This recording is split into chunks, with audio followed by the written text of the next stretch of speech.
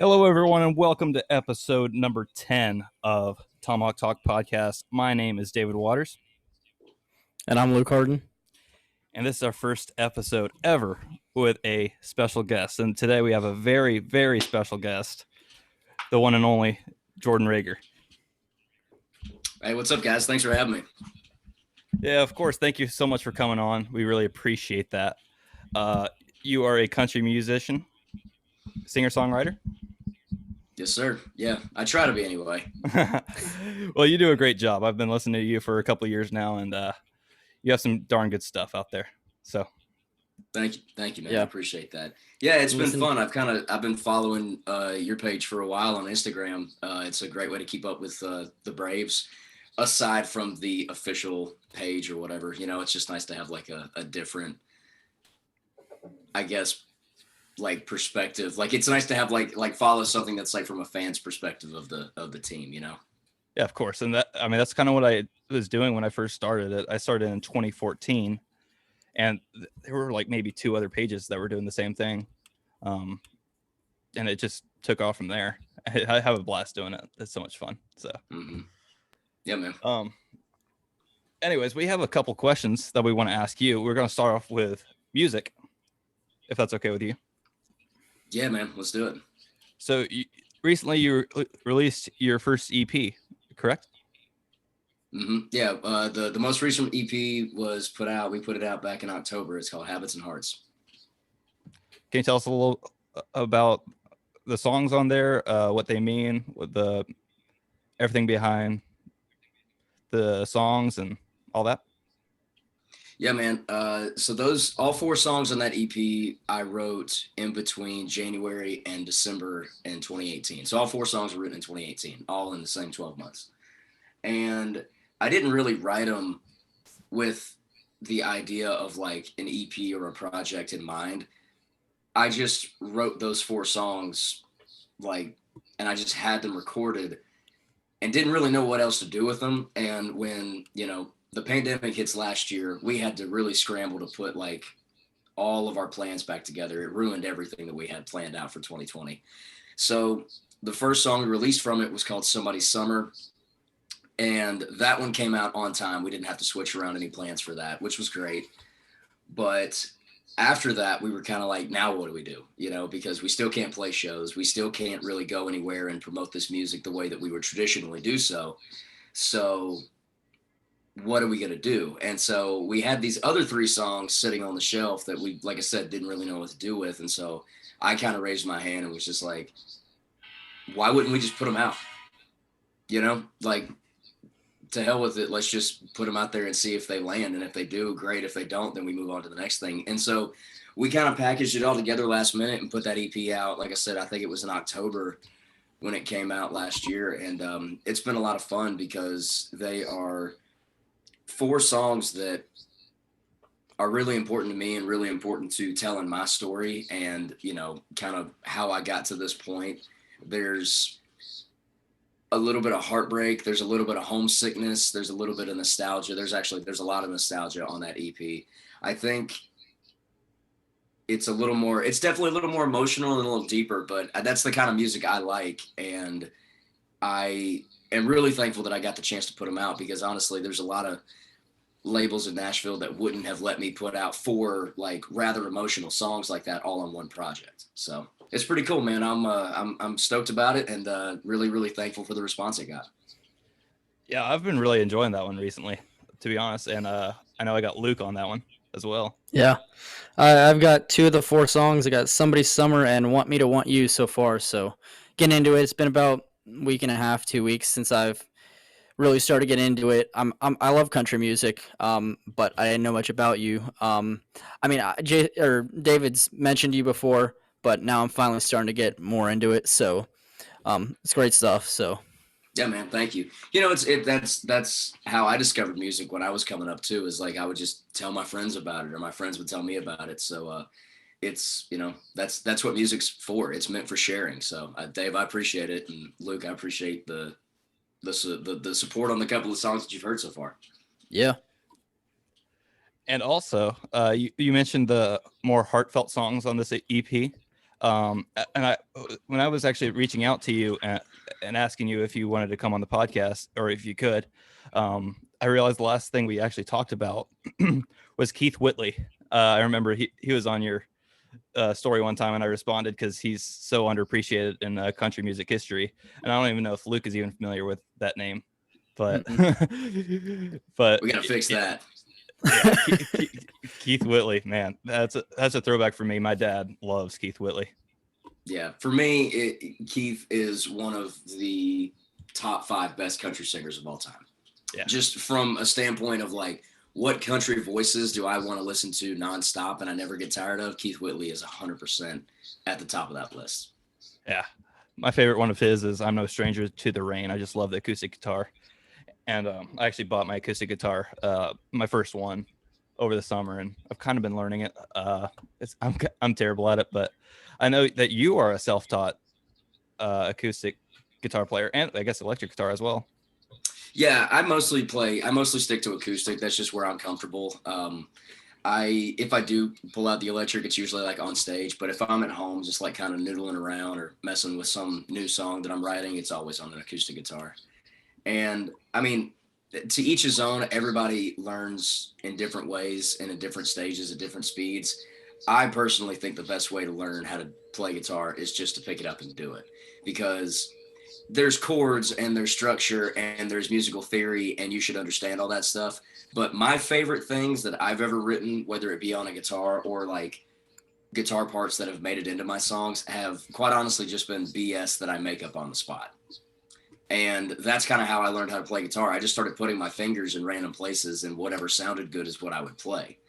So there's really no, I mean, like I said, I feel weird saying this because there is such things like musical theory and musical formula and everything, but like sometimes it's just fun to kind of noodle around and just see what you come up with. And that's kind of how I ended up starting to play guitar. And then I started getting in bands. And so I would, I put a band together and started playing shows. I'd play at my dad's been a pastor since I was 9 years old, and I would play at his worship band, and that helped me kind of cut my teeth and get my chops up a little better too. And played a lot of acoustic shows in the Southeast back in the day. Kind of just people would throw song requests at you randomly, and maybe I was familiar with the song, but I'd never actually tried to play it before. So I would just make it up on the spot and figure it out. And I did that for 2, 3, 4 years consecutively, every weekend, 2-3 times a weekend. So the trial and error method is it was very good to me. So you are a self-taught guitar player? Self-taught. Yeah. I mean, I guess I if I'm going all the way back to when I first picked it up, I probably looked up like how to play like a handful of chords on like YouTube or something. But like I never had like a guitar teacher, or like nobody like sat me down and was like, okay, put your fingers here, play it this way, strum it this way, that whole thing. That was never anything that interested me. I just wanted to pick it up and just find something that sounded cool. That's kind of where I'm at as well. Like I've watched a few YouTube videos. They haven't really done much for me. I maybe learned a couple chords, but I don't know. I do play probably a couple times a week, but I feel like the consistency, once I get more consistent, I'll get better and better. But right now I'm pretty bad. So practice makes perfect, man. You just keep on plucking at it. You'll get there. I appreciate that. So, I got a couple questions for you. These are from some of my followers. Yeah, man. So one of the questions I received was, what was it like recording with a country music star like Jason Aldean? Man, it's one of the coolest things I've gotten to do in my career. I didn't think anything like that. Like I never thought I was going to get to do a song with Aldean. I never thought that I would get the chance to, really do a duet with anybody. Like, who wants to sing with me? You know what I'm saying? Was kind of my thought process. It's like there's a bunch of other people out there that would get the chance to duet with Jason Aldean before I would. But me and Jason have been buds for a while, and I had this song Southern Boy that we felt like was good, but something was missing. And Jason started asking me to send him music back and forth. So I would I would send him my songs and hey, what do you think about this? Tell me what you think about this. And he would give me kind of a big brotherly, honest opinion. And he called me one night and asked me about this Southern. He was like, man, what are you doing with this Southern Boy song? And I was like, it's funny you say that, man. It's like kind of in a holding pattern right now because we're not really sure what to do with it, because it's like, it feels like, almost done, but it's not quite done. And he just kind of goes, well, what if we did it together? Because we had kind of, like I said, talked about it in the past, but I never took it as anything more than like just friends, like screwing around, talking shit about like, oh yeah, we'll do a song one day. And so I had already actually had my vocal and everything. The song was done when Jason got involved. So the only thing that was left to do was Jason came into the studio and just sang his part of the song. And so I get to be there that day in the studio when he did that, which that was a really cool, really surreal day too. Jason's just a professional. I mean, it was really cool to see somebody that I look up to as an influence on my music, and also just as like a influence in what I do for a living. Jason does it just like I do it, and he does it just like every other artist does it. He just gets in the booth, he sings it, he figures it out, he figures out how he wants it to sound and everything, and then he does it. And it was a really cool moment to figure that out, that like, oh man, even though he's like Jason Aldean, the superstar, he's just doing the same thing I'm doing. He's just singing a song that he believes in. And getting to be on that song with him was really cool, man. Like I said, definitely a highlight of my career so far. And I still don't know. I think I'm the only person to have their first single be a duet with Jason. I don't think anybody else can say that. So that's pretty cool. That's your claim to fame, huh? Yeah. Well, that's interesting you bring that up, like the more personal side of these people that a lot of country music fans just look up to as like these country music icons. Like they don't really just see him as like Jason Aldean, the musician, and you've seen Jason Aldean, his personal side. Yeah.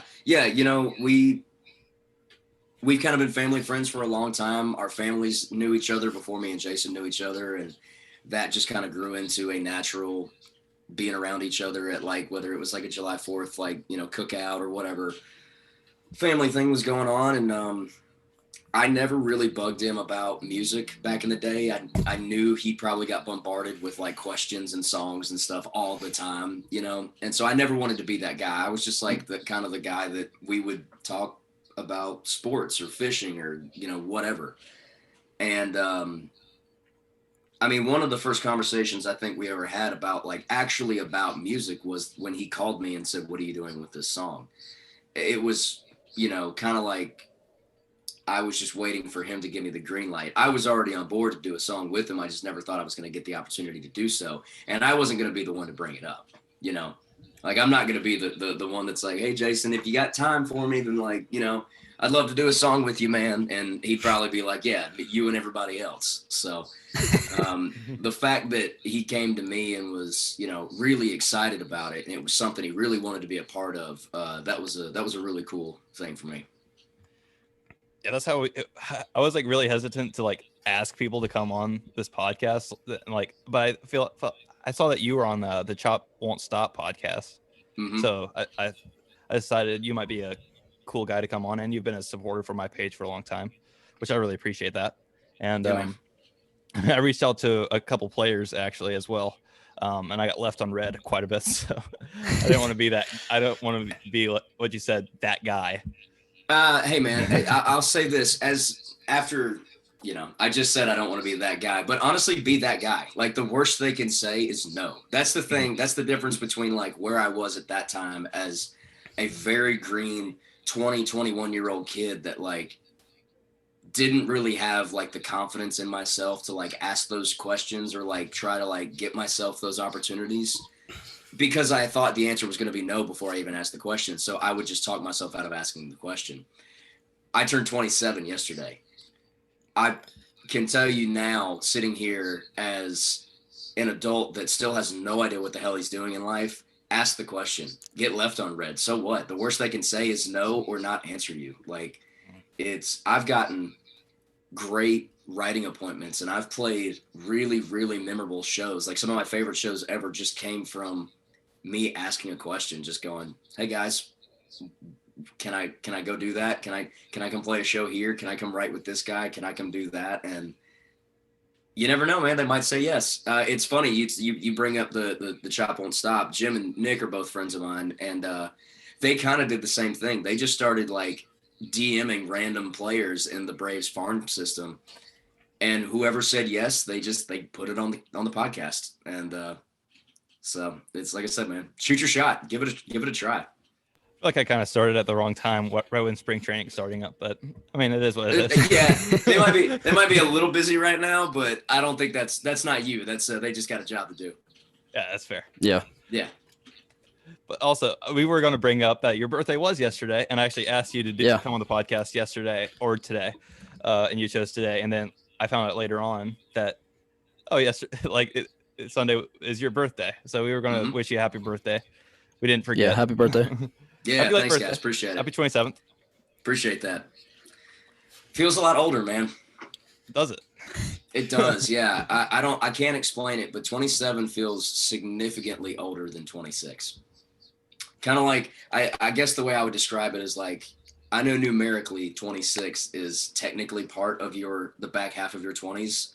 For me, it doesn't feel like it. It still feels like that front half where I'm an idiot kid that can get away with doing dumb things because I can just go, it's cool, I'm 26. I don't feel like I have that anymore. I feel like I lost that yesterday, where now it's way less cool to make a mistake and then go do something dumb and just go like, oh, it's cool, guys, I'm 27. It's like, you gotta grow up at some point. So yeah, we're lucky enough to be 19-year-old college kids, so we're still in that stupid phase. Dude, not to sound like the old grandpa on the podcast, but dude, stay a 19-year-old college kid as long as you can. You know, it's like don't be in a hurry to grow up, man. Life is fun. Enjoy the hell out of it while you're here. Yeah, we already miss high school. I mean, we went to high school together. Now we're at separate colleges, and that kind of hits you head on. It kind of hit us both. It's funny, man. I spent pretty much all 4 years of high school. I spent wanting to get out of high school like as fast as possible. And I mean, I grew up in a small town in Georgia where pretty much everybody works the same day job and hangs out with the same people and drives the same truck and, you know, all that kind of stuff. And that's great. I got a lot of friends back home that are doing that and they live really happy lives. I just knew that wasn't for me. So I rushed through trying to like grow up and get older and all that kind of stuff. And golly, things were a lot simpler back then. You know, way less to worry about, way less bills to pay, and a lot less places to put your stress and anxiety. So, yeah, you always want to grow up until you're there, and then you're like, man, I wish I could go back. I know it. Or just slow down for a minute. Maybe not even go backwards. Just like, can I just hang out right here for a minute? And like, you know, it goes by fast, man. Like I said, I know I sound like the grandpa of the podcast right now, but it's true. It's true. Yeah, I mean, we know exactly what you're talking about. Like we've heard it too from other people as well. And I mean, we already miss high school like crazy too. So, but you know, college life is a little different right now because of COVID. But we're trying our best with what we got. So, our next question. Let's see. Describe what it was like to perform the national anthem at Truist Park. Nerve-wracking. So I've actually sang the national anthem like so many times. Singing the national anthem to me is not like hard. Like I can do it in my sleep. I've done it enough. I used to do it at my high school's like basketball and like football games. Like it just, the nerves for that. I mean, obviously like I have respect for what the national anthem like carries. And I don't want to screw it up, but I'm also like, it's one of those things. It's like, it's muscle memory. I've done it so many times that like, I don't go into the national anthem thinking like, I really hope I don't screw this up. Like, I know I'm going to get through it without, you know, any missed words or anything, because I've done it so many times. That being said, there is a different feeling of doing it in the ballpark where the team that you grew up watching plays, like singing the national anthem in front of a sold out crowd back when sold out crowds were a thing at Truist Park. Man, I was going. I was pretty fired up. And that was the same night that the Braves were honoring Chipper Jones' induction into the Baseball Hall of Fame. So Chipper literally just got done giving his thank you speech on the mound, and then they walk me out to home plate, and they put me in my spot, and I'm turned facing home plate. So I'm facing like the press box, and standing 50 feet behind me is the greatest switch hitting third baseman to ever play baseball. And the best part of this is I'm wearing his jersey, standing right in front of him singing the national anthem. It was like the most surreal, this is not actually happening moment I think I've ever experienced, because like I said, I grew up watching this team. I grew up watching this guy play for this team.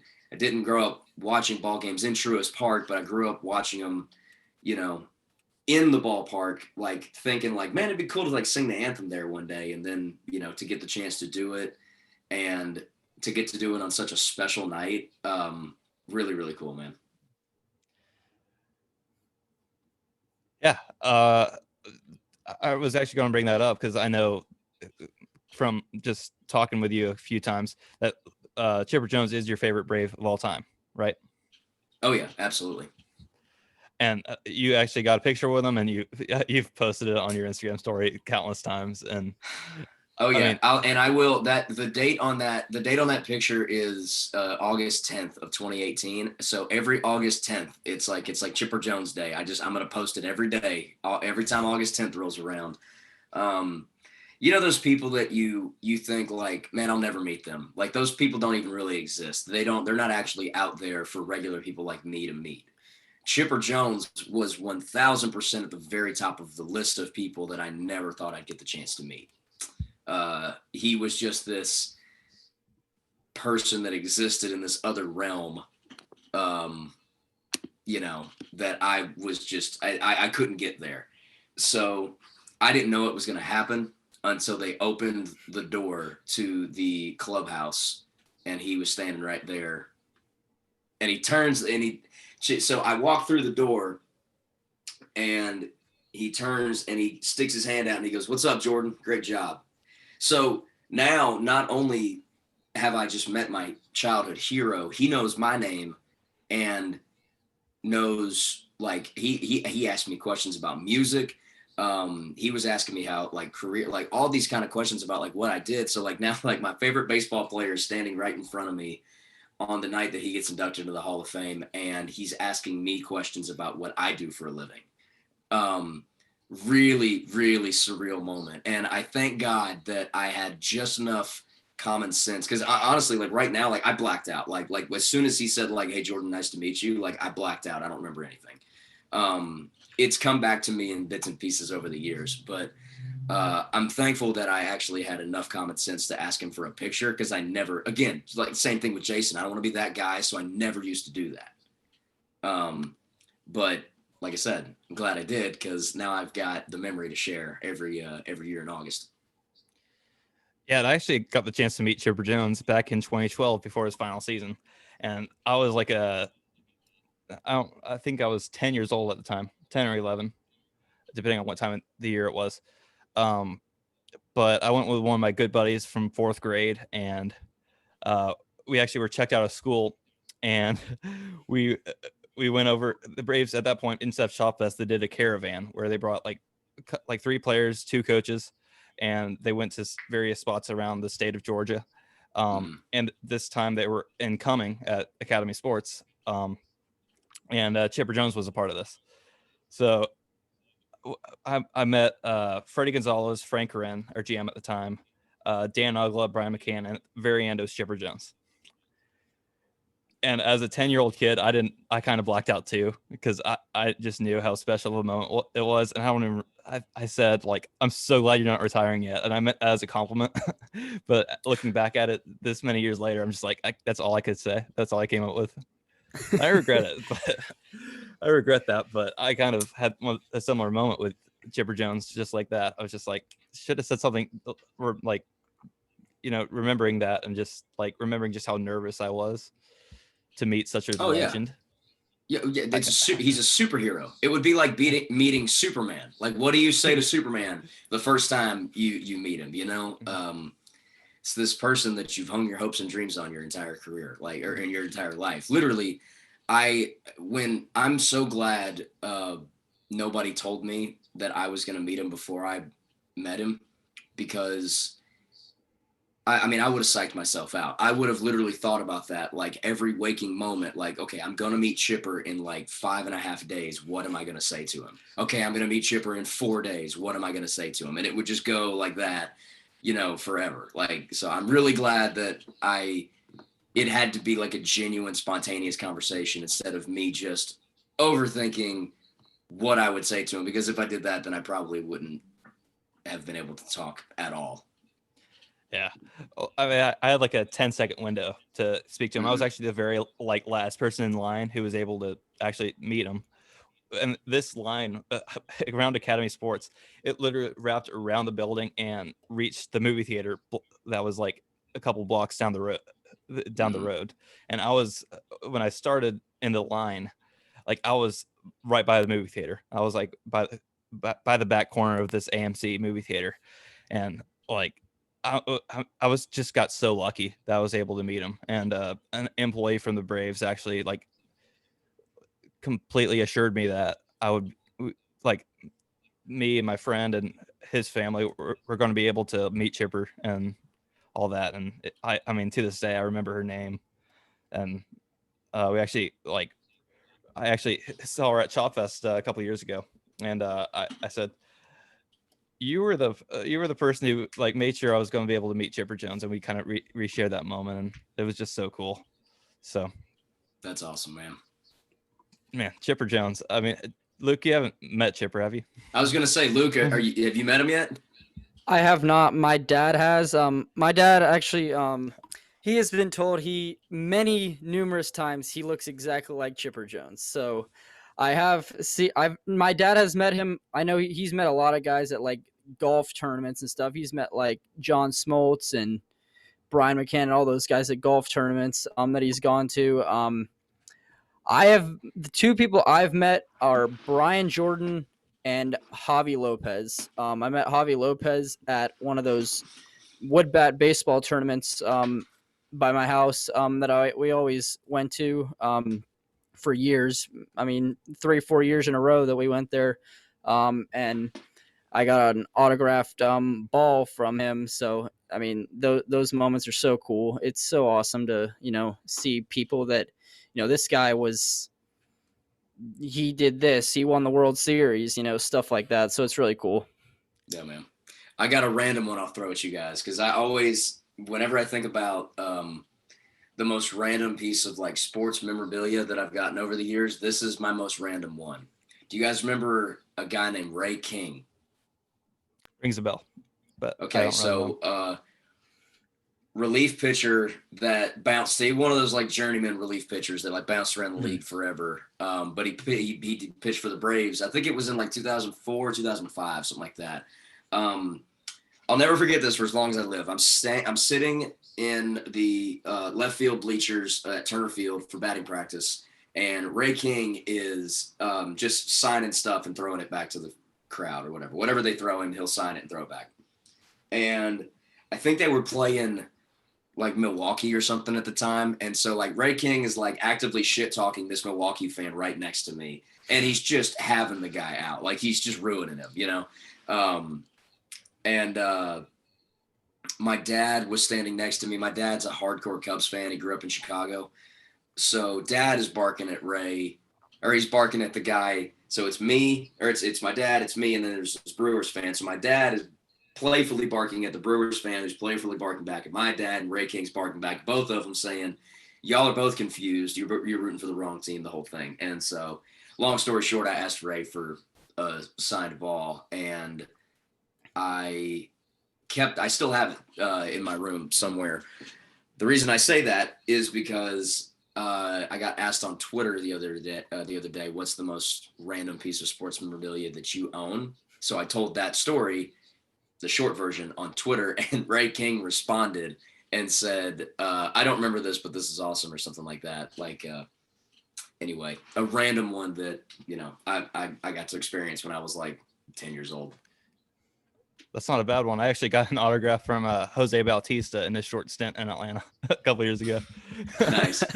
Short was definitely the way to describe that one. Yeah, it was an interesting time. Did he finish his career with us? No, he went to the Mets, I think. No, he went to the Mets. He went to the Mets, and I think he spent like 5 minutes on the Phillies too that same year. He did the NL East tour. Yeah, in one season. I think you're right. I actually think I remember that. Yeah, that's good memory. I would have forgotten the Phillies part. I watch way too much baseball, man. Hey, that's a good problem to have, though. Yeah, that is a good problem to have. So that's actually an interesting question. What is my most random piece of baseball memorabilia?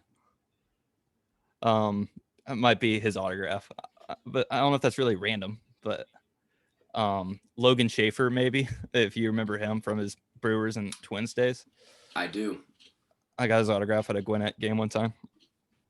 Me and my brothers have this game that we'll play where it's just a group text of the three of us, and we'll just randomly send the most random ball player that we can possibly think of to each other with no context whatsoever. There's no reason that this person goes through my head, nothing at all. It'll just be it'll just be like 3:30 in the afternoon on a Sunday, and I'll just fire off a text to my brothers that just says Darren Bragg.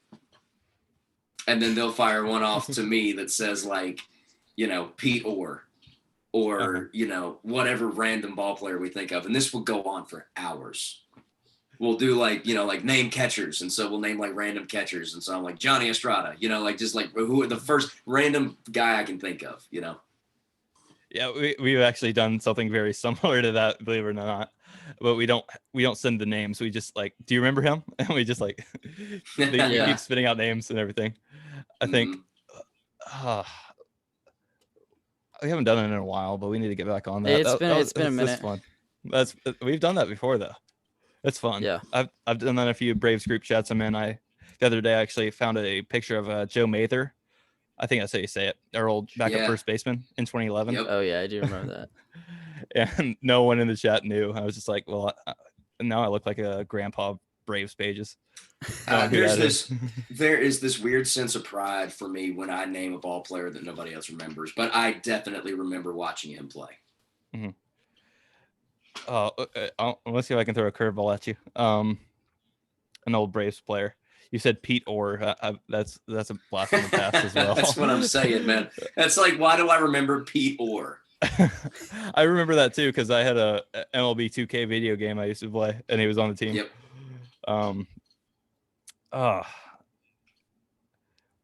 Paul Bacco.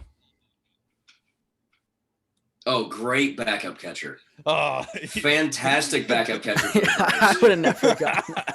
Oh yeah, Paul Bacco and the Cubs. That's how I remember Paul Bacco. He played for both my teams because I remember my dad was watching a Cubs game, and I was like, I thought he played for us, and he goes, he got traded, and that's how I learned what Paul Bacco is. Why I know what getting traded means in baseball.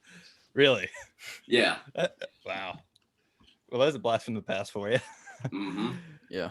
I don't know why I remember that name. It's just they're most random names that just stick with me. I don't know why. Oh yeah. Anyways, I completely forgot we were talking about music. This is what you get for having me on the podcast, guys. It's like I'll just ramble and trail off into some random topic. Hey, no worries. Yeah. Like we get off topic all the time. So mm-hmm. Oh yeah. Absolutely no worries. So you mentioned that your dad was a diehard Cubs fan. So what made you fall in love with the Braves? I wish there was a more interesting answer than this, but I think it was just growing up in Georgia, man. It was the team that was always in front of me. It was we went to Turner Field when we wanted to see baseball games. So no matter what, it didn't matter like who was playing, like one of those teams was always the Braves. So I just grew to really care about that team. When I was a kid, the Cubs would play like, and I guess they still kind of do, they would play like a ton of day games. And so I would get home from school and watch the last, handful of innings from the Cubs game on WGN with my dad, and then go outside, play for a couple of hours, and then come back in around 7:00 to eat dinner. And we watched the Braves game that night. That was every day for us. So I was raised kind of rooting for both teams, but I just naturally fell into being a Braves fan because, like I said, they were always there and they were always great. Like I grew up watching, I was born in 94. Like the Braves were literally have been good for majority of my life. We've been, a playoff team for majority of my life. We've had some lean years, but they were just, you had like I said, superheroes, not just ball players, guys that were larger than life. Chipper, Maddox, Smoltz, Glavine, Javi Lopez, Andres Galarraga. That dude was a beast, man. When Big Cat came to the plate, there was a 70-30 chance he was going to hit the ball about 600 feet the other direction. Like that guy was just a hoss and a half. And I got to see Andrew Jones in his prime. I got to watch, Tim Hudson when he came to Atlanta. Tim Hudson is one of my favorite Braves of all time, just because I just grew up watching him play, and he was always great. And he was always, one of my favorite pitchers. It's an easy team to care about, man. It's watching ball games with my granddad. It's like it's going to games at Turner Field with my family. It's for me, it was part of growing up. Yeah, you mentioned like you just grew up like watching like Maddox and those guys. I mean, we were a little after you. Like I got into baseball in around 2009. Actually, originally my brother played for our local recreational teams. He played for the Phillies, so I actually was a Phillies fan the first time I got into baseball. Until I learned, I live right by Atlanta. I was gonna say you wised up, so it's all good. Yeah. So like when I was first watching baseball, like we had Javier Vazquez and Jair Jurgens, Derek Lowe, Kenshin Kawakami. I think what could have been. Yeah. Oh God. Tim Hudson, I think he was hurt the first year I got into baseball, but 2010 he just turned into an absolute stud again. I mean, Chris Medlin was one of my favorites. As always, love the hat. Medlin was always one of my favorite guys, man. That 2012 season is, to this day, one of the best seasons from a starting pitcher I've ever seen with my own eyes. I guess, okay, so you say your first year was 2009. I want to say mine was probably like, I think the first season I remember like the Braves were always on. Baseball was always on growing up. But I think 2003 was the first season I remember like caring about the outcome of the game and like understanding like, okay, we're playing for something. This isn't just like baseball that's on TV all the time. It's like, well, our goal here is to win the playoffs and win the World Series and all that. So that was also the first year we went to a playoff game that year because the Braves played the Cubs. We lost, but I did get to see a few of those games. Yeah, I miss Turner Field. Like it's just where I grew up watching games, but at the same time, I love SunTrust Park, Truist Park, I guess now, but I've never actually been to Truist Park while it's Truist Park, so I don't know. I have that special place in my heart for Turner Field, just because I just grew up going there. Yeah. Same here. Did you ever actually go to the Braves Hall of Fame and Museum and at Turner Field? I never made it at Turner Field, but I've walked through the one at Truist Park tons of times because they've just got it like there in the concourse for anybody to walk through. And from what I've been told by people that did go through, sorry, hey, no worries. My mother is trying to FaceTime me right in the middle of a podcast. Anyway, what was I talking about? Oh, the Hall of Fame. So the people that I've talked to that went through the Hall of Fame at Truist Park or at Turner Field say the one at Truist Park absolutely blows it out of the water. Really?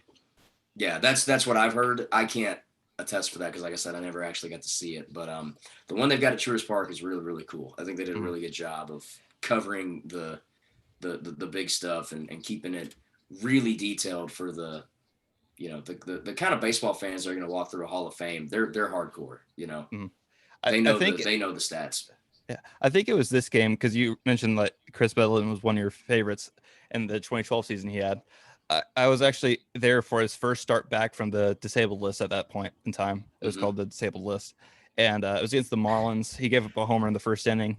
And I believe later on that game, there was a really long rain delay and I actually was able to get a ticket to go to the Braves Hall of Fame. It was actually like really cool. You were able to go through like an old rail car where like Eddie Matthews, like this is where Eddie Matthews would sleep. This is where Warren Spahn would be. That's part of the old stadium that like they probably should have implemented in the new stadium, but that was pretty darn cool. That's what the thing I remember most about that. And I also remember like after the rain delay, we were like one of the only people there. It was like a 2-hour rain delay. And Tyler Pasternicki hit his second career homer. Tyler Pasternicki.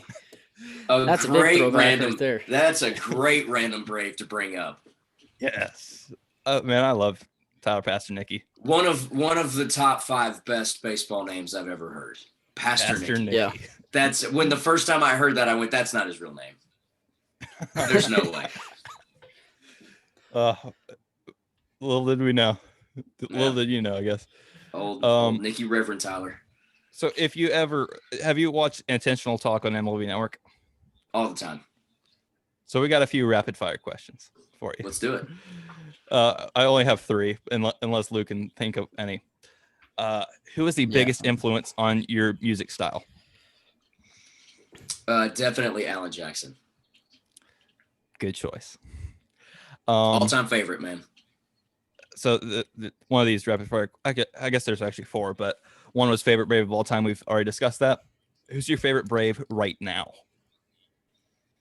Ooh, that's tough. I love this team so much. I feel like the obvious answer would be, I'm going to say Acuna.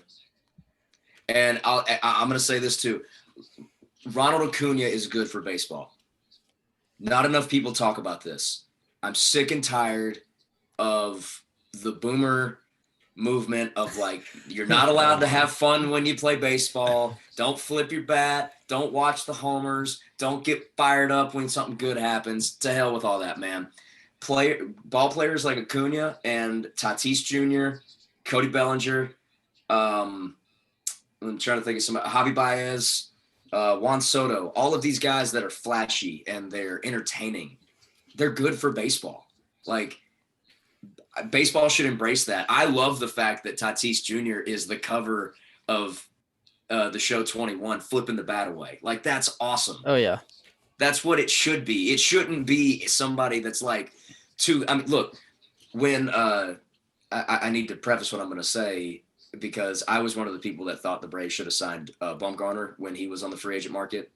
I 1000% am glad they didn't do that because it would have completely busted the fun that this team has all the time. So I guess, sorry, like I said, I'm trailing off. I guess I'm going to say Ronnie, just because Acuna is one of those guys that I think will take baseball into the mainstream as far as making it an entertaining sport again.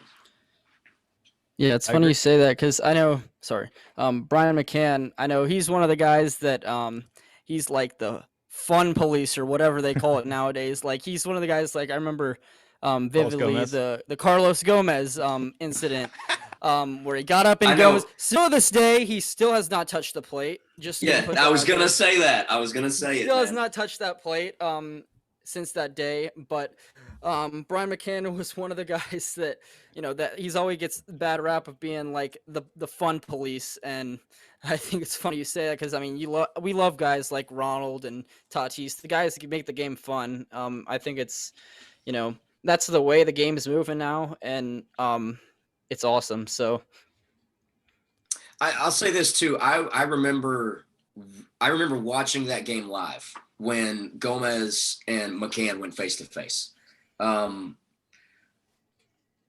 Gomez was not like that wasn't like like friendly showboating. I'm excited because I hit like a big home run. It was the first inning of like a random game in September on like Tuesday. There was nobody in the stands. The Brewers were terrible that year. And Gomez just went up to the plate in this pissed off Roy Rage looking attitude for no reason whatsoever. So I don't think that had as much to do with the fact that he hit a home run and watched it. I think it was just like McCann was just like, hey, dude, you're being a dick. Don't be a dick to my guy. Like, it's that simple. Like, there's a difference between, like, you know, Tatis hitting, you know, all these unwritten rules of baseball are garbage. Like, I'm so tired of them. I can't stand it. Like, it's a game. It's meant to be fun. Stop telling these 21-year-old kids what they can and can't do on the ball field because they're having too much fun. It drives me nuts. And I remember that watching that game too. I don't remember who was on the mound. Paul Mulholland. Mulholland, that's right. Mulholland. Yeah, it was definitely Paul Mulholland. No, that you say that, yeah, it was definitely Mulholland. And I think he probably said something too, because I remember Freddie Freeman started yelling at him, and he never yells. He said a lot. So I think that's Gomez the thing. If you go back, said something.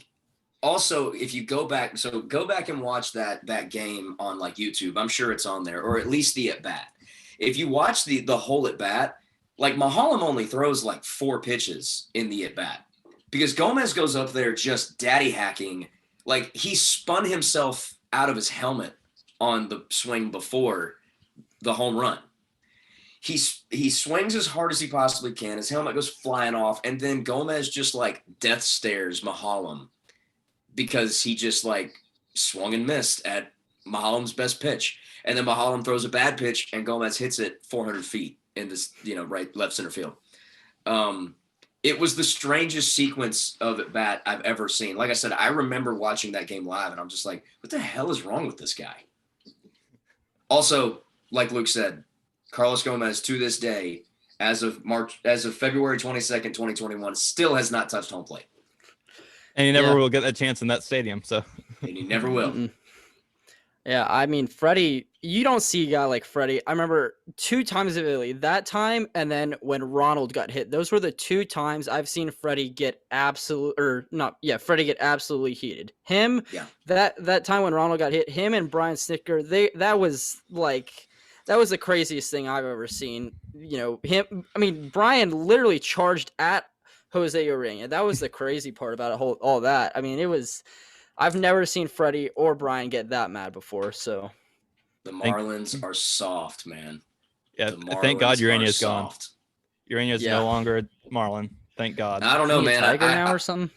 I really enjoyed watching the Braves take batting practice off him every time they came through Atlanta. That's true. It was always fun to watch Jose Urena and the Marlins pitching staff that MLB keeps trying to tell me is so good and they're such a great ball club and all that. And then they come to Atlanta and we just wax them all over the place. It's always fun. The Marlins are soft, man. It was the greatest thing watching us put up 29 runs in a game against them this past year. And then not just that, but like to be the team that sends them home in the playoffs last year felt so good, because of all the teams in the playoffs last year, Miami was the one that didn't belong. Like, the only reason Miami's in the playoffs last year is because it's a 60-game sprint and they just got lucky and got hot at the right time. Mm-hmm. The Marlins were, sorry, this is my hot take for the podcast. The Marlins made me so mad last year because literally the first weekend of the series, they almost get the whole thing canceled because there's the COVID outbreak. Mm-hmm. They just move on from that as if it never happened. And then I'm supposed to buy that the Marlins are this Cinderella story that we're all supposed to root for. They almost ruined the whole they almost took the whole season from us. Mm-hmm. So don't tell me. And then they hit Acuna in the playoffs and they're still being petty about all that stuff, man. The Marlins are soft. Do we have a SAWFT soft? Do we have a count on how many times the Marlins have hit Ronald Acuna in his career? It's got to be over 10, right? It's somewhere. I can try to find it. It's got to be a lot. It's got to be. If it's not 10, it's close to 10, I'm sure. Yeah. It feels like it happens. It feels like it happens every single time. Yeah. At least once a series, I feel like it happens. Yeah. I mean, whether it's intentional or not, it just feels like there's something going down in there in Miami. Is I don't know what it is, but Just move on, guys. Like we got you. Like it. I don't understand the continuing to like if you want to hit him, like I get it. Like 5 straight games with a home run, you want to buzz him back, whatever. I think it's weak, but whatever. I at least understood why they hit him the first time. Every time after that, come on, let it go, guys. I can't find it. It doesn't show hit by pitches, but we all know it's way too many. Yeah. Enough is enough, but is what it is. But it was really a good thing to just like send him home, even though it was Matt Joyce the final out. Matt Joyce is another supporter of my page, but Matt Joyce, I mean, he went to the Phillies too, so I don't even know about Matt Joyce at this point. Yep. Matt was a great Brave for a year. For a year. We've had plenty of good 1-year deals, but we have one more rapid fire question for you, but then we'll get into something else that I know we should definitely talk about. But what are your favorite genres other than country? I love all kinds of rock and roll. You know, like especially probably the wildest one and the one that people would like, I guess, be surprised that I listen to is a lot of like, you know, like hardcore or like, I guess, like hard rock, I guess is like, I don't know exactly what the genre would be, but bands like A Day to Remember and Bring Me the Horizon and Wage War and Asking Alexandria. I'm such a huge fan of that kind of music, that like real aggressive, just loud rock stuff. It just fires me up. Like, you know, some people have hip hop, some people have, you know, the more pop stuff that, you know, fires them up. For me, it's there's nothing better than like something real heavy and aggressive to get me going. You know, it's like that's like my gym. That's like my gym music. I listen to literally every kind of music there is. Country, rock, pop, classic rock, old stuff, new stuff. It doesn't, like, I don't discriminate. If it sounds good, I listen to it. If I like the sound of it, then I listen to it. But I guess the two that I'd say the most is obviously country, and then I'll say the kind of the I guess the emo, you know, the pop punk and the, you know, the hardcore and stuff like that. Yeah, I'm not too familiar with any of like the heavy rock bands, I guess. Yeah. I thought you were about to say something like Guns N' Roses or something, but well, Guns is one of my favorites. I guess whatever they would be considered now, classic rock bands. Guns N' Roses was one of the first rock bands I ever got into that, like, you know, when I was a kid, when I was finding out what Guns N' Roses was, I was like, I want to know everything there is to know about these guys. You know, they were kind of like a gateway drug into like other kinds of rock and roll. Because up to that point, to me, rock and roll was some, you know, lame old sounding music that my dad listened to when nobody else was around. And so I didn't think rock was cool. I thought, you know, country was cool because that's what I listened to. And the older I got, the more I was like, you know, oh, actually Dad's music is pretty tight. And also there's all these other styles of rock and roll. Like there's like sub genres, and, you know, like I said, there's classic rock and there's punk rock and there's alternative and there's emo and there's all different kinds of stuff. And it's cool, man. Like I said, I listen to pretty much everything. I really don't discriminate. Yeah, I actually just remembered something else I was going to ask you earlier, is that Justin Moore played a big part in getting your career up and going. So can you tell us a little bit more about that? Yeah, man. Justin is the reason that I'm in Nashville.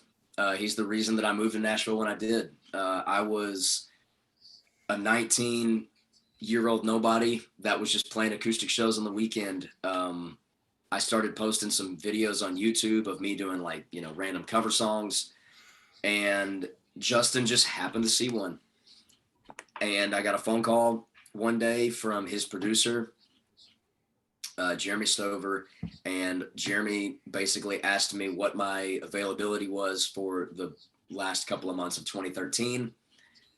I said nothing, and he said, well, we want to bring you on tour with Justin Moore for the entirety of his headlining tour that he's about to start. And so for the last couple of months of 2013 and pretty much all of 2014, I was on the road with Justin Moore, and it was the best first real tour experience I could have possibly asked for.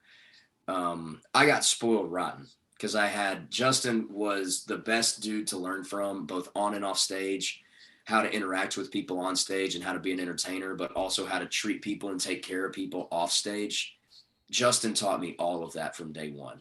And he kind of like brought me in underneath his wing and was like, come on, kid, I'm going to show you around, and I'm going to show you kind of how I do things so you can kind of figure out how you should do things.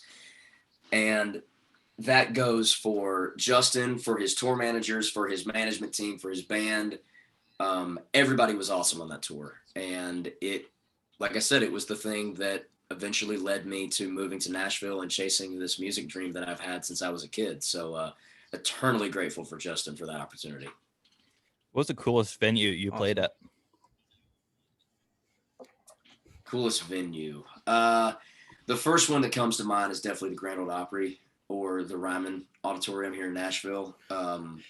Getting to play those two places were, they've been on my bucket list for pretty much my entire life. So getting to step on those stages, something I never thought I was going to get to do. Also, I'll throw a Georgia one in there because, Georgia boy. Getting to play the Georgia Theater in Athens is always cool for me. That's like my home base. That's, when I play in Athens, that's basically home turf. That show and that stage is so special, and it always ends up being so cool because it's always a bunch of family and friends that get to come out. And I'm usually playing with one of my buddies that's also from Georgia, so it ends up being one big hang party. I'll say, I guess I'll give you top three is Opry, the Ryman, and Georgia Theater. Georgia Theater got a big shout out from Zach Brown a few years ago on his one of his first, I think it was actually a live album, the Pass the Jar album, and he just kept talking about it. That was one of the first country albums I really listened to. I don't know what it was, but back when I had an iPod, that was how I got into music. Was my dad would go to iTunes and just put a bunch of stuff on my iPod, and Zach Brown's Pass the Jar album was like one of the big country ones that I had. So I've always loved Zach Brown. But I just remember hearing about Georgia Theater, and I was just like, isn't that the one that we go by when we go to Georgia games? And he was like, yeah, that's it.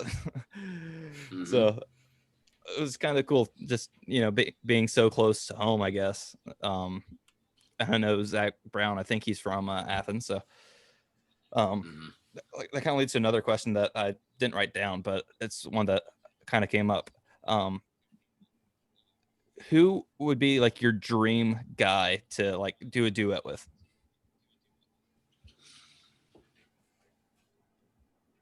In country music or just in like anybody ever? We can do one for country, one for just anyone. For country, I feel like the most spoiled brat saying this. I don't know who in country, because honestly, I think my country bucket list duet was Jason. That Jason would be the guy that I would say like I would have wanted to do, even if I never got the opportunity to. Like that would have been my answer. I guess Eric Church is definitely like that's it. Church is like my current favorite artist that's still like making music for country anyway. Getting to work with Chief would be like the coolest thing in the world, just because I look up to him as an artist and as a songwriter so much. His music influences me so much. So getting to work with him would be really cool. Outside of country music, I would say Probably Post Malone would be somebody that I feel like would be cool to work with. I know Posty's like a huge country music fan, and I love his music. I mean, Posty's one of those guys that I just, when I get in the truck, I don't know what I want to listen to. Like, he's one of the first guys I'll just shuffle through,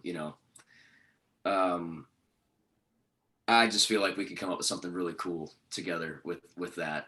So I'll say, Eric Church and Post Malone. Two darn good shooting picks. for the stars. I'm dreaming big, man. Hey, all you got to do is ask. That's right. Yeah. You never know. The worst they can say is no, if they answer you. But, yeah. But I mean, Posty, if you're watching this, Posty, I want to hang out. Let's write some songs. You never know. Who knows? You Maybe. never know. Let's see. So we'll transition into some baseball stuff. We're getting into the big segment. This is the big one that we wanted to talk about with you. All right. Is we kind of made this a little tradition in the 10 episodes that we've had, but it was started from a comment of yours on my page. Oh God. Okay. DFA Liberty Media.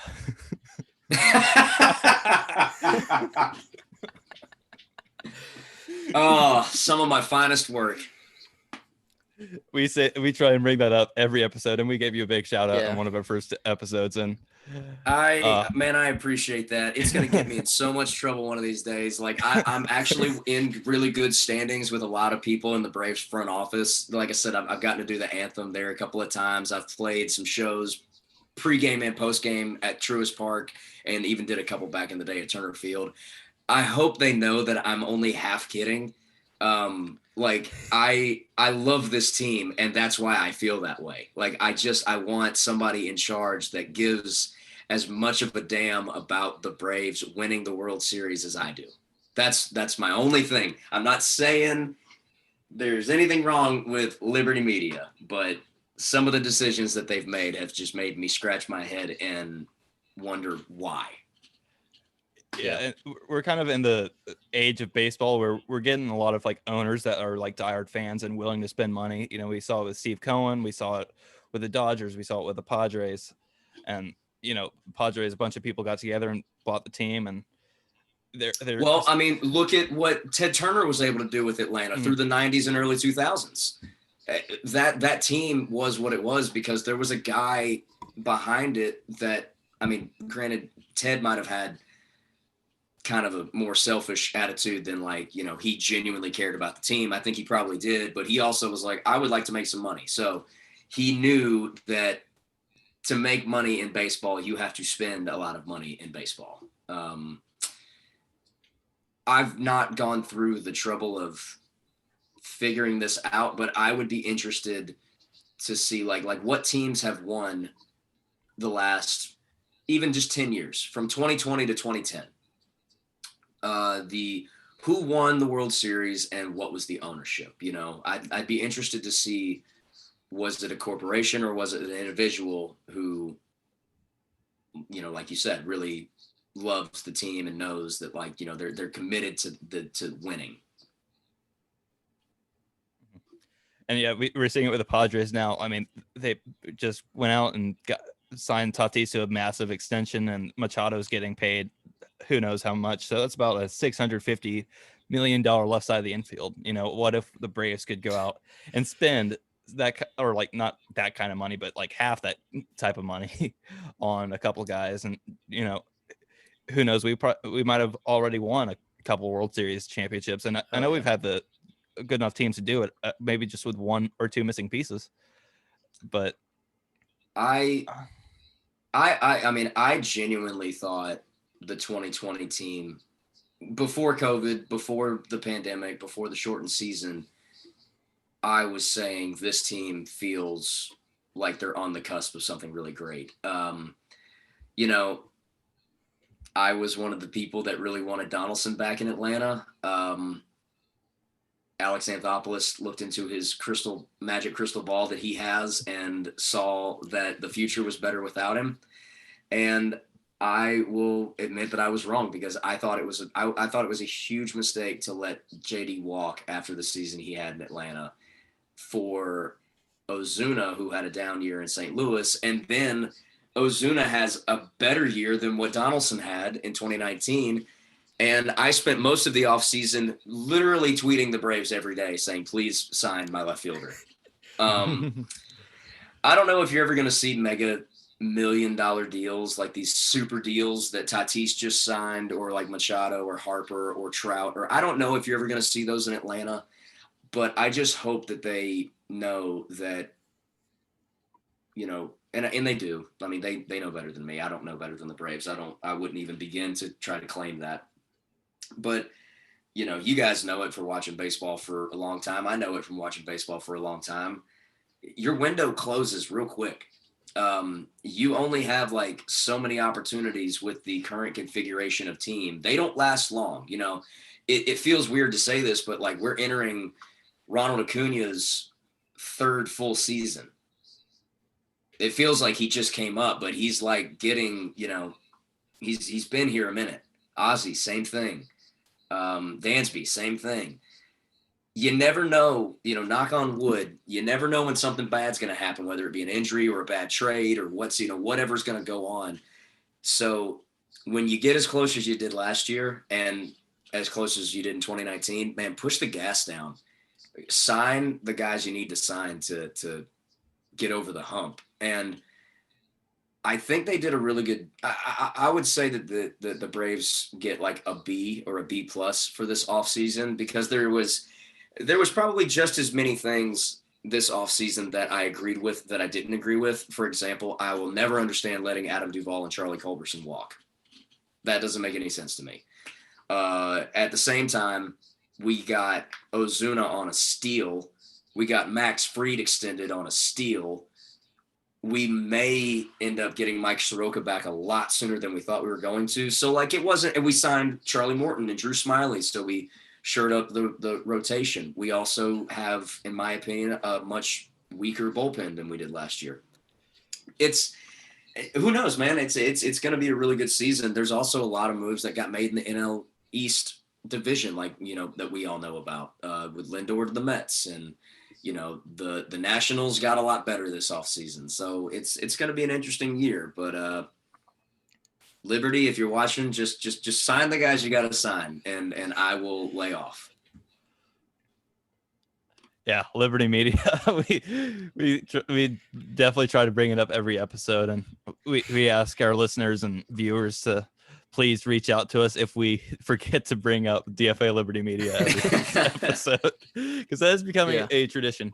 So, also, Jordan, if you see all this red on my face, I got scorched yesterday. I was outside for 7 hours filming softball for ESPN Plus. So, so it's not like, so that's why my face is so red. So I'm jealous.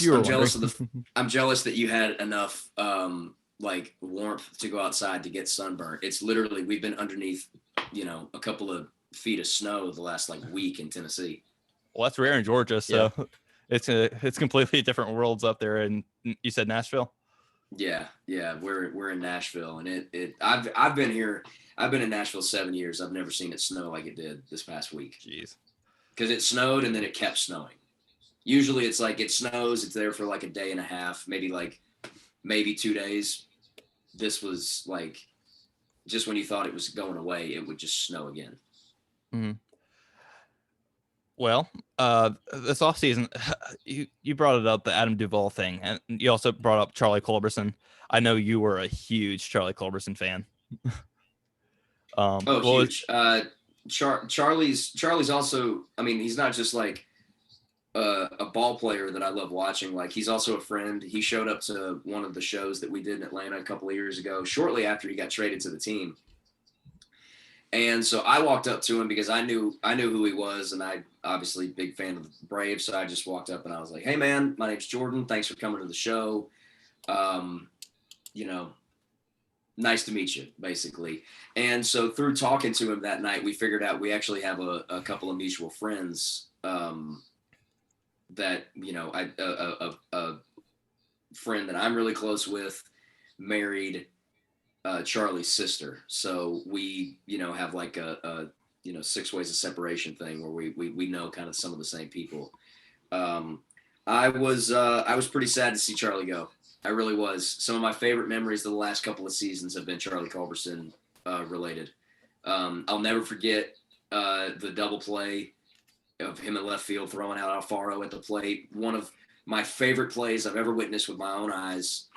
All the walk-off and clutch home runs that he hit for us. The guy just did great work, and I wish him the absolute best in Texas. And Charlie Clutch, if you watching this, man, we're gonna miss you in Atlanta, because you will always be a Braves legend to us. Yeah, Absolutely.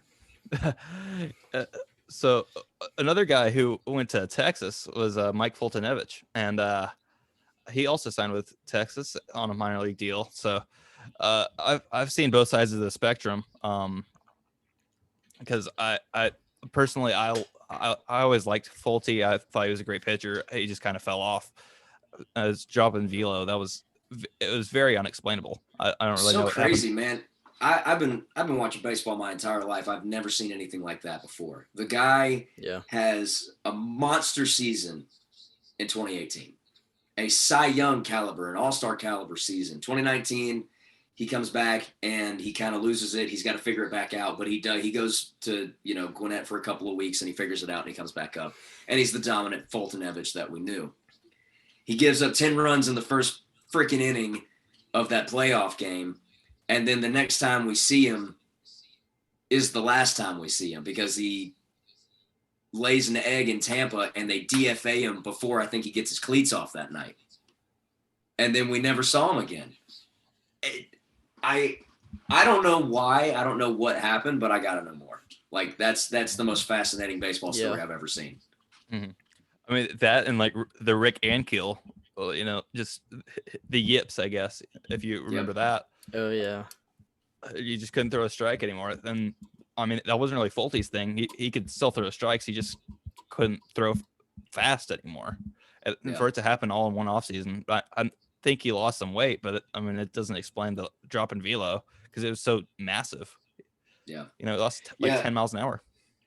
And just the strangest thing for a team to like just give up like that. Like, I mean, he was an ace 2 years before they just straight cut him. They just were like done with you. And then for nobody to want to trade for him last year was, I don't know, man. I just felt like that was weird. I feel like Mike Fultonevich is a good enough pitcher to be a big league starter somewhere, even if it's not Atlanta. I don't know. Baseball's a weird game, man. It's a grind. It's a mental grind. I don't understand what those guys go through on a regular basis, but I guess the only people that really do are the ball players, but we'll see.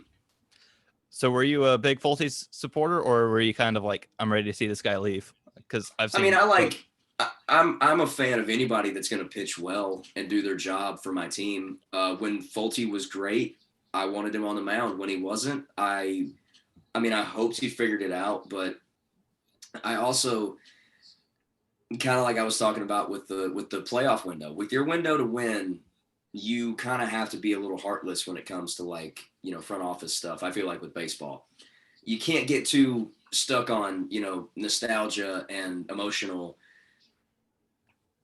things with baseball. It's a game, but it's a game that you're trying to win at the end of the day. So, it sucks to see Fulte, end his Braves career the way that it did, because I think he had potential to be great, but at the end of the day, he just lost his spot. You got guys in front of him on the Braves that are more deserving. They're just better, for whatever reason. I wish Fulte the best in Texas. I hate to see him go, but it's part of the game.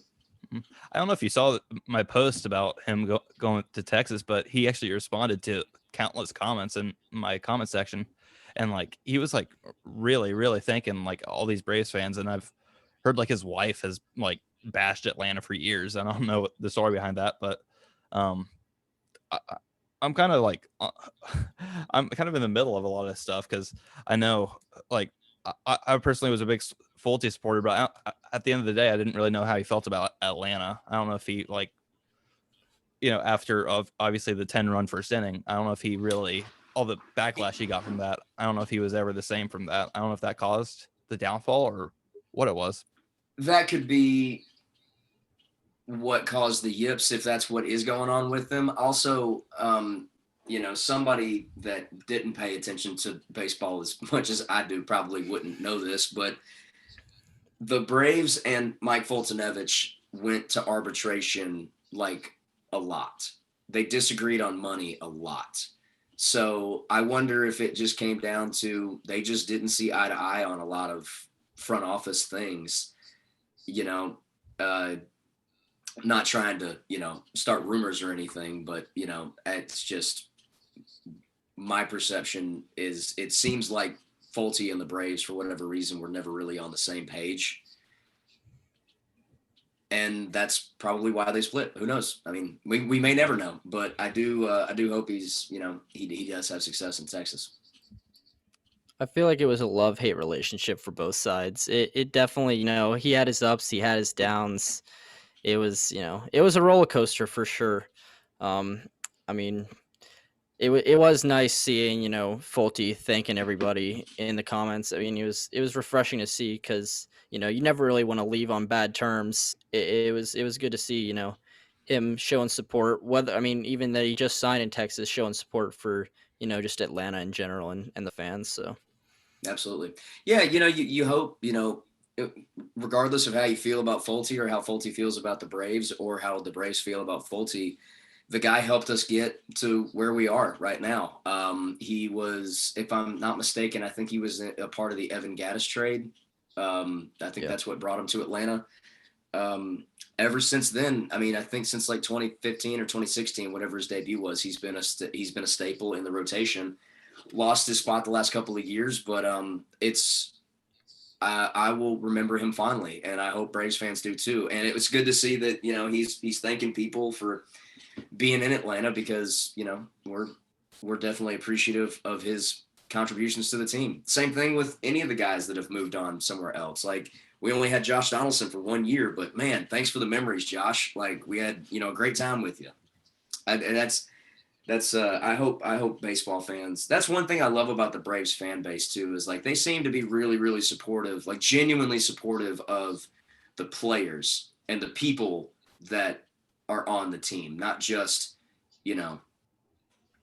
some fan bases kind of like, I feel like they treat their ball clubs kind of like robots, like they're just these heartless, creatures that move around a baseball diamond and they don't think about them as people. I feel like Braves fans do a really good job of remembering that these are human beings that are playing this game, and we support them and hope they do well.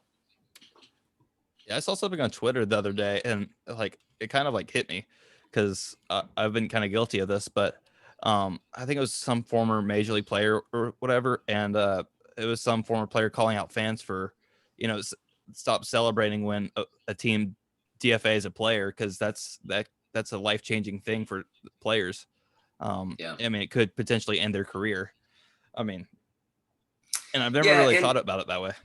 I think we're all guilty of that. I know I certainly am. There's been players. Like I said, I've watched baseball my entire life. I have said horrible things about baseball players that I got tired of watching play my team or play on my team. Obviously, I don't wish those people any ill will. Like if there's like a player that just was absolute trash while they were with Atlanta, I probably said something like, I wish they just cut this bum and just move on from him. But I obviously hope that like this guy has success somewhere, there's a certain player that I'm thinking of right now that was on the team as recently as last year that I openly tell people I can't stand. I'm just the whole time he was on the team, I was like, why is this guy, how does this guy have a job? I don't get it. But no, I don't wish, I think you got to remember at the end of the day, getting DFA, getting sent down, getting traded, getting your whole life uprooted and moved somewhere else it's a big deal. And, it's a job. It's a grind, being a ball player. So just gotta remember not to be heartless every now and then. Yeah. I know both of us have been guilty of this, but we were ready to see Luke Jackson be gone. I'm pretty sure, like, Yeah. as a Braves fan, you would say the same. But like, I Oh, don't, absolutely. I don't want to see like Luke Jackson, like, his career end. I'm not saying that, but I No, mean, at the end of the day, I hope we move on from I him. hope Luke Jackson goes to an American League team that needs a closer, and I hope he leads the American League in saves. I just don't want him on my team based on the things that I've seen him do. I'm sure Luke is probably like a great dude. I'm positive Luke Jackson is the best dude that I would love to hang out with if I ever got the opportunity. But just as a baseball fan, from what I've seen, I don't it's like I said, it's not anything personal. It's just, I want better players and pitchers on my team. Every fan has it. You shouldn't feel bad for that, but you should also remember that these are people at the end of the day, I guess. I was just trying to guess, is that the player you were thinking of last year, or? No. Well, he's on the list, but I had another guy in mind that, it was a certain catcher that we carried for way too long. He was my second. He was my second guess. Yeah.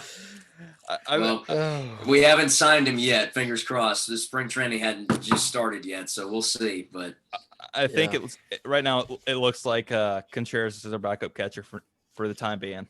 I'm very, very okay with that. I like the idea of our catching tandem being some configuration of d'Arnaud and Contreras and Jackson. I think that's a great.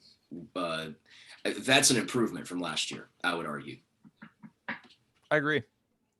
I think Contreras, he only played in probably 3 or 4 games, but he was 4 for 10. It was very good defensively too. I had that clutch hit up in New York. I think it was an RBI double or a 2-run double. I don't remember. Yeah. But yeah, man, if he can be half the player his brother is in Chicago, then he's good with me. Mm-hmm. Yeah, I agree. I don't know about Alex Jackson yet, though. I'm not completely sold on him at all. Yeah, from what we've seen at the major league level. I like him better than the other guy. Me too. That's all I'll say. One of our high school teachers actually coached the guy you're referring to in football, and really, yeah, we had a little conversation about like, oh, he's terrible, and then he stopped us. It was like, I coached him, and we were like, it was really it was like the most awkward thing ever. That's awesome. He stopped us in the middle of our conversation, and he was like, not so fast. That's it. You got to be careful talking about these Braves in Georgia, man. There's a bunch of guys that are from Georgia. They might have grown up with somebody you're talking to being like, oh, that guy's trash. And it's like, yeah, I was his roommate, whatever. Like, hey, I mean, we were both victims of that last year. So yeah, that was actually like pretty darn funny though. But his argument was when he's actually playing every day, he's actually pretty good. And I remember that, like from like 2017, I think he started off the year really, really hot. But yeah, he was great. I mean, and the thing is like on a rebuilding, to be totally honest with you, bad Braves ball club from 2016 to like 2017. It didn't bother me, but once again, like once you get into that window of like, okay, now we're winning divisions and we're we're playing teams of the caliber of LA and St. Louis, get somebody that can hit. Like that's my thing, is there were way too many opportunities where, I felt like it was like, okay, here's the game and this guy comes up and, I remember there was a game in Minnesota where I swear to God, it was either runners on second and third or bases loaded. I can't remember which one. And there was no outs and triple play. Walks up to the plate and I look at my brother sitting next to me and I go, $5. I said, $5 says triple play's coming. I just feel it. $5. And sure enough, it happened on the next pitch. And I was like, son of a, like, how are you that bad that I called it? I knew it was coming. I think Luke actually texted me that exact thing. How can you be that bad? I think he actually. Yeah, did. I think do remember. that. I do remember saying something like that. I was like, "Are you serious right now? Did I actually just witness that happening? Yeah. Like, what in the world was that?" Yeah. Well, I mean, it's like the 10-run inning. It's like the thing that there's obviously a chance, but like you never think it's going to happen. Mm-hmm. And yeah, you mentioned like in 2017, Flowers was the guy who we were referring to. If someone out there did not put that one together, yeah. but I'm seeing a lot of people really bash Ender Inciarte, and I think the same can be said about him. Back in 2017, this guy was an all-star, and Ender, I love Ender, but I don't. Yeah, I'm the same. Really. Ender is the new Dan Uggla for me. Dan Uggla was like the player that, like, God, he sucked so bad for most of the time he was with the team, but I wanted him to be so good. Like, I defended Dan Uggla to people. People would tell me about how trash Dan Uggla is and how they just want him off the team and how they can't stand him and all that. I absolutely was the president of the Dan Uggla fan club, and I wanted him to be so good in Atlanta, and he just wasn't. And I kind of feel like Ender is like the new Dan Uggla, where you saw this glimpse of greatness. The guy in 2017 was an all-star, had a gold glove, he had 200 hits, great ball player, undeniably great ball player. And then for whatever reason, he just loses it. It happens all the time. I don't think Ender is trash. Well, and also, I don't remember what year it was, if it was last year or the year before, but I mean, I think one of the years recently, he spent most of the season on the IL. He's hurt for most of the season. So I think it's just kind of come and gone for Ender in Atlanta, because at this point, I want Acuna in right, I want Pache in center, and I want Ozuna in left until we get the DH back. But Pache, for me, is the center fielder until he loses the job.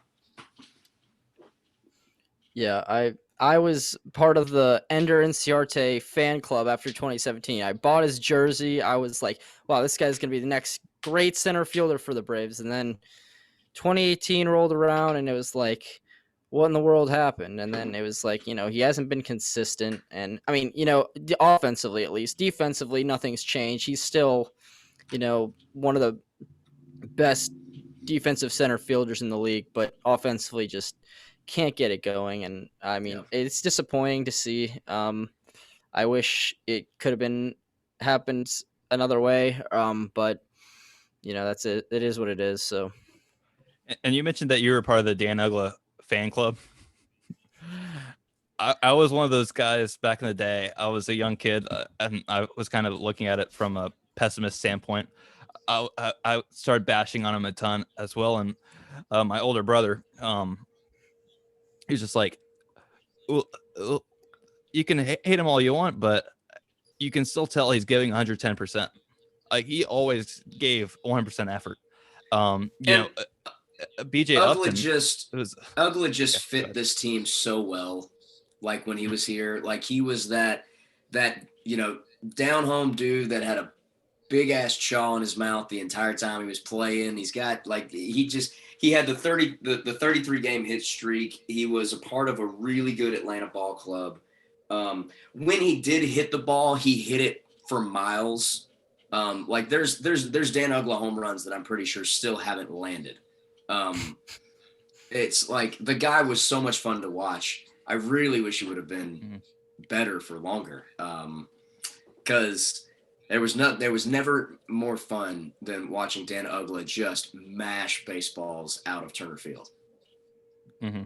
And like, after my brother said that to me, I was like, shoot, maybe you're right. Because compared to someone else on the team, BJ Upton, he was just as bad. And you could tell, like, BJ Upton, he was not giving 100% effort all the time. He was maybe giving half effort. So that made me jump on the Dan Uggla train, and I kind of changed my perspective talking to my brother there. Shout out to Matt out there if you're listening. Man, looking back on those teams were fun. Watching the Upton brothers and Dan Uggla, and Freeman was a young stud at the time. 2013 was a fun season, man. You had Simba at shortstop, who was, just where ground balls go to die. Probably the best shortstop I've ever watched with my own eyes, at least defensively. Yeah, 2013 was a fun year, man. Even though it didn't end like we wanted it to, that was a fun season to be a Braves fan. I believe Chris Johnson was close to winning a batting title that year as well. That's right. Yeah. That was also McCann's last really great year in Atlanta. Mm-hmm. That was the year of Evan Gattis. The El Oso Blanco legend was born in 2013. Mm-hmm. So I kind of want to ask you this now that you brought up McCann and Gattis. They were both part of the 2017 Astros team. What did that little whole ordeal change your perspective on those two? No, not of those two.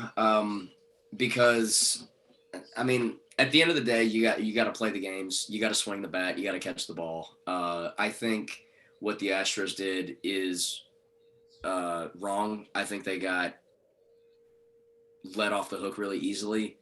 I think it's disgusting that MLB let the Red Sox just hire Alex Cora back like it was nothing, when there's people that like John Coppola got banned from baseball for life for apparently being a dick of a GM. The Astros cheated to win a World Series, and none of the players paid any penalties. They just went on with their lives like nothing happened. And, a couple of front office guys got hosed, and AJ Hinch lost his job. I guess Carlos Beltran ended up getting the worst of it because he lost his job in New York as the Mets manager. It didn't really change my perception of anybody on that team. I still think Altuve and Bregman and Springer and McCann and Justin Verlander and a team with those guys was probably going to win anyway. It's just really disappointing that a ball club of that caliber that's that good felt like they had to cheat to win. Yeah. Also, 2017 it still is one of the best World Series I've ever seen with my own eyes. Game 5 is my favorite baseball game I've ever watched that didn't have my team in it. Mm-hmm. Because I genuinely didn't know who was going to win. It was just the most back and forth. This game will never be over, and I'm so okay with it game I've ever seen. It's tainted now to know that the Astros were, using buzzers or trash cans or whatever it was that they were doing. But no, I don't think it doesn't change my perception of the team as ball players, because I think they were still great ball players on that team. Yeah, I like the way you put Game 5 of the World's. Yeah, Game 5 of the 2017 World Series. That and Game 7 of the 2016 World Series. Those were the two best games. My mom was born in Chicago. My grandma is a huge Cubs fan, so I was a little, I wasn't biased. I was cheering for the Cubs, but those were the two best World Series games I've watched in a long time. Those were two awesome games. I remember Game 5. I stayed up till that was a school night, and I think I finally went to bed at maybe 2:30 that night, and it was crazy. There's nothing better than a baseball game that you can't turn off. Mm-hmm. Those games that you just you cannot rip yourself away from, no matter what time of night it is or how many extra innings it's gone or anything like that. Man, I love those games, especially when they come in the playoffs. Yeah, I agree.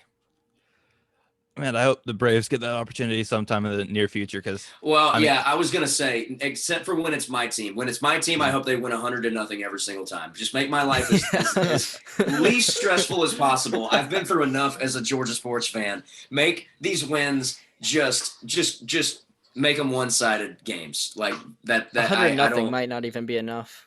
Yeah, well, that's it might have to be 300. We don't know. After the Super Bowl, who knows at this point? Ugh. I want to see Marcell Ozuna launch 17 homers in a game. I want to see it. Like, Yeah, let's see it. Absolutely. 2021. 2021's the year. Hopefully. hopefully. I mean, we know what's going on with the Mets and that whole scenario up there with Steve Cohen, and also they've hired a lot of really shady guys. They had Mickey Callaway and Beltron, and who else did they have? They had another dude, but I don't remember what his name Oh, is. the GM, Jared Porter. They've had a lot of stuff going on up there. Just another reason to hate the Mets. It's the Mets, man. They just Mets gonna Met. I always exactly Mets gonna Met. I always say like it everything has to go right for the Mets to win. Literally, the stars have to align. Everything has to go right for the Mets to win. And it just feels like for the Mets that it just never does. You know, they've got the best pitcher in baseball with DeGrom, and they can't win a baseball game when he starts. And they haven't been able to for 3 years. Like, I don't know what, and that's not me down talking the Mets. I'm just as confused as the Met fans are. I don't understand why that Mets team isn't better than they are. I really don't. I think they're going to be a lot better this year. But again, everything's got to go right. It's very true. I feel like all around, though, the Braves are a better team. I think our bullpen's better. I think our offense is about the same. Maybe a little better. I think their rotation's a little better with a lot more experienced guys. But it's going to be an interesting division to watch this year. Yeah, it really is. I think, me personally, I think the Nationals are the biggest threat to us not winning the division. But I think no matter how you cut it, whether we win the division again or we get one of the wild card spots, however many there's going to be this year, I don't see a scenario where the Braves don't make the playoffs this year. Again, knock on wood, obviously, you got to play the games. But I just feel like that team, like you're essentially coming back with the same team that you had last year. The biggest differences are you don't have Melanson and Shane Green, but you did add Charlie Morton and Drew Smyly.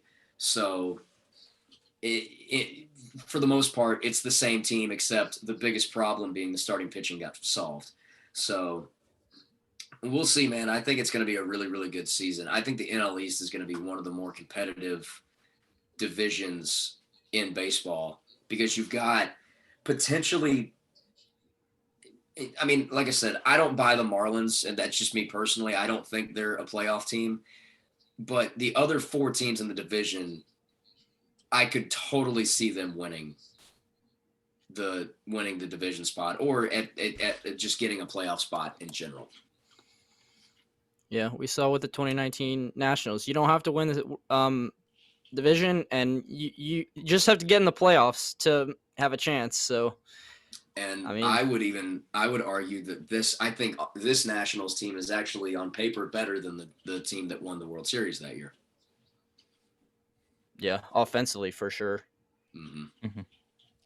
And earlier you mentioned like the John Copolela, that whole thing.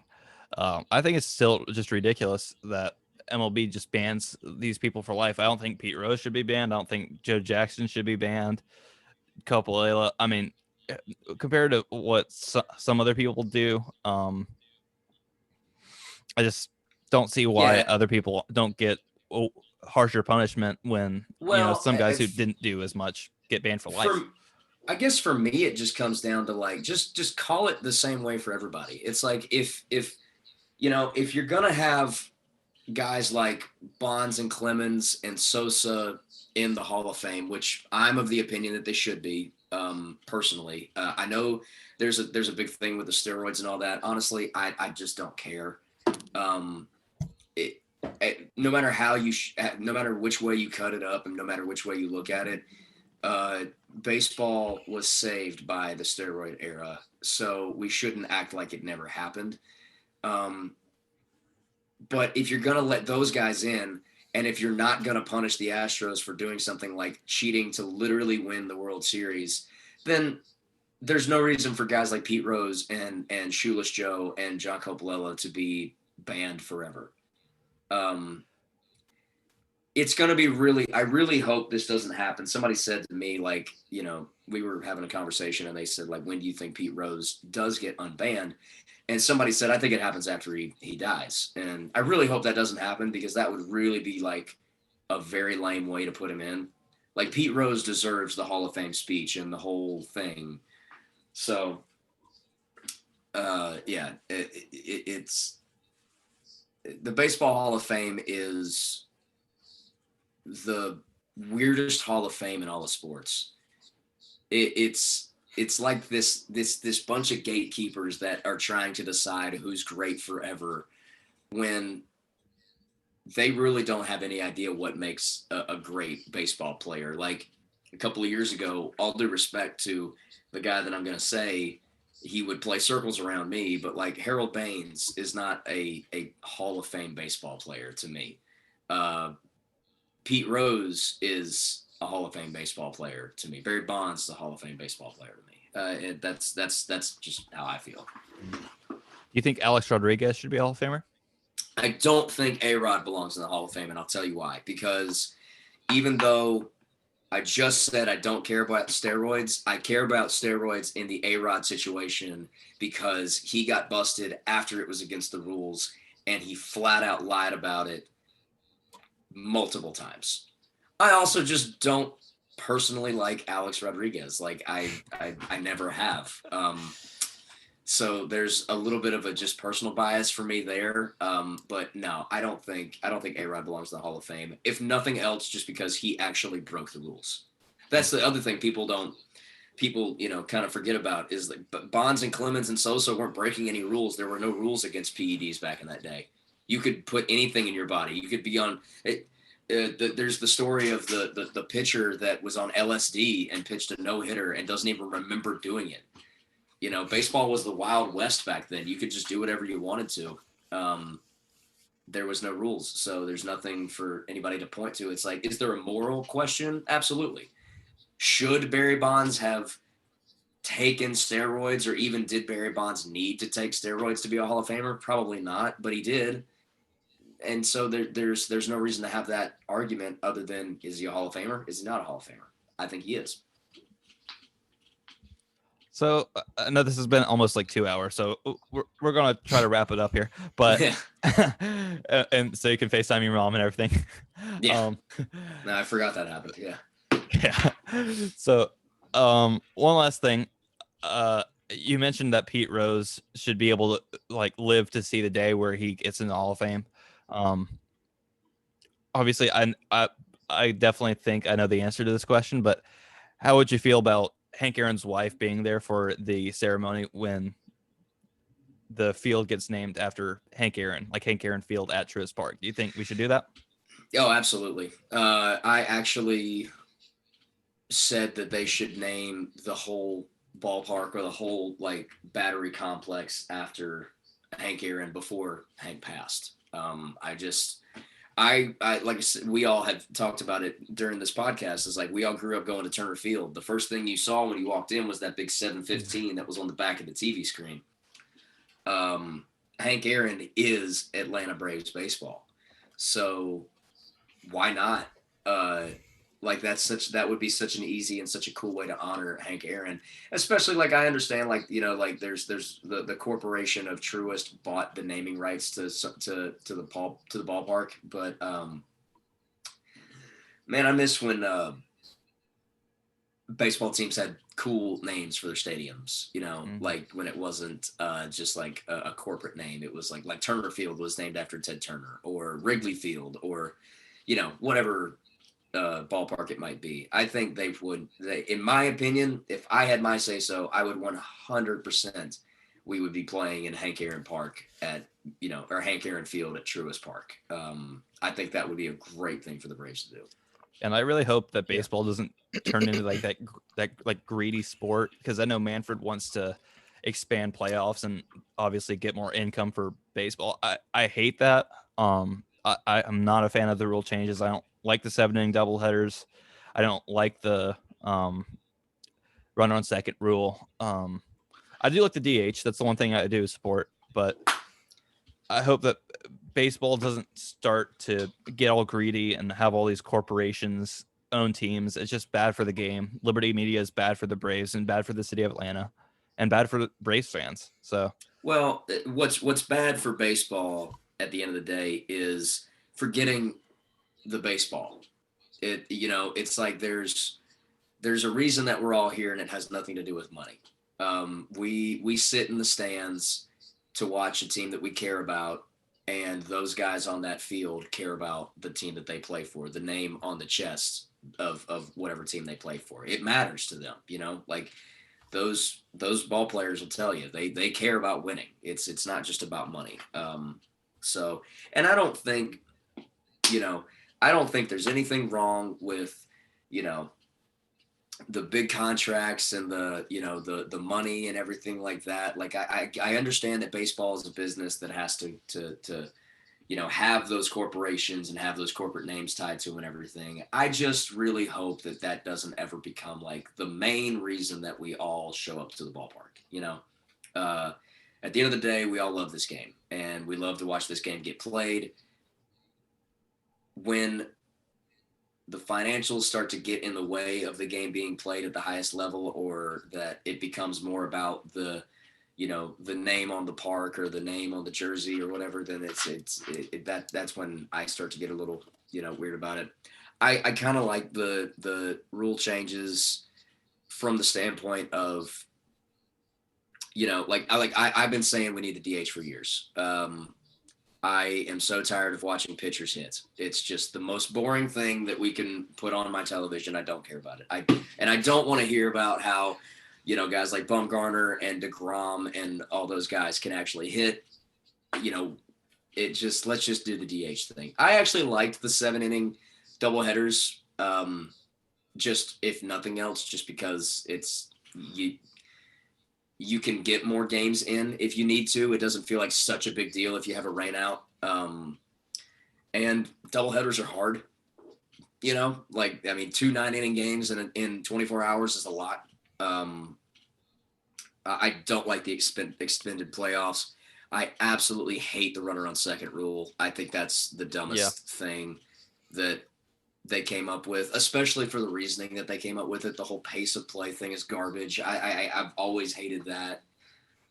Because the truth is people that don't watch baseball will never watch baseball because it will always be too long and it will always be too boring and it will always be too slow for them because they didn't grow up watching it. Like we grew up watching it. We know that it's a slow burning game.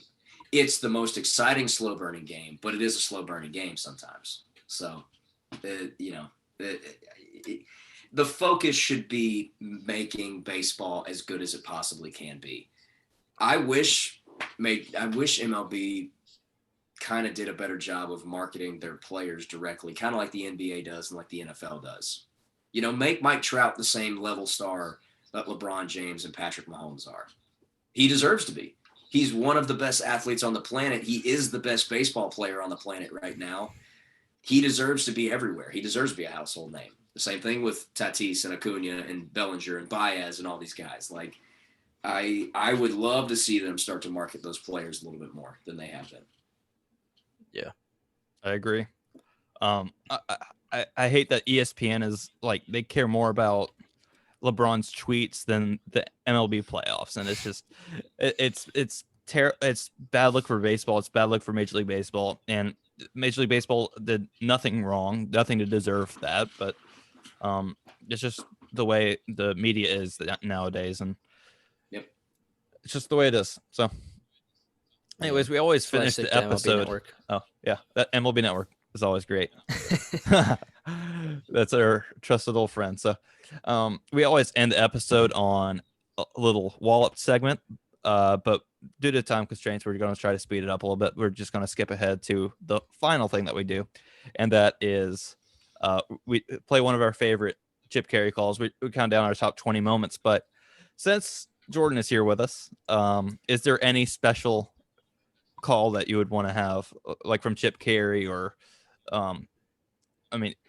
Cubs win the World Series. I know you're a Cubs fan too. I don't know. Right.